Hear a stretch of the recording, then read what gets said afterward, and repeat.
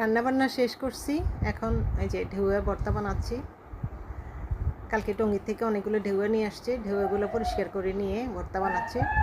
সাথে সাথে আপনাদের সাথে আরেকটা কথা শেয়ার করি, সেটা হলো মেয়েদেরকে, বিবাহিত মেয়েদেরকে কিন্তু দুজনের বাচ্চা মানুষ করতে হয়। এক হইল নিজের বাচ্চা, আরেক হইল শাশুড়ির বাচ্চা। নিজের বাচ্চা মানুষ করা কিন্তু সহজ, শাশুড়ি বাচ্চা মানুষ করা কিন্তু সহজ না। এগুলো অলরেডি বিগড়ে গেছে। এগুলো মোবাইল টিপতেছে তো টিপতেছেই, বসে আছে তো আছেই। আপনি যতই চিল্লাবেন, যতই বলবেন, কোনো কানে দিয়ে কথা নেবে না।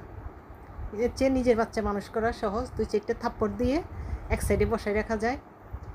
এই জন্য সে যে শাশুড়ি বাচ্চা মানুষ করা খুব কঠিন।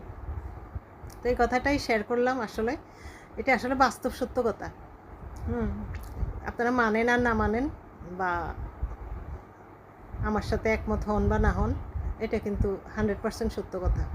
তো অনেক দিন ধরে এই কথাটা আপনাদের সাথে শেয়ার করবো ভাবতেছিলাম, আজকে আমি বললাম।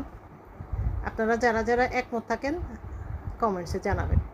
ধন্যবাদ সবাইকে।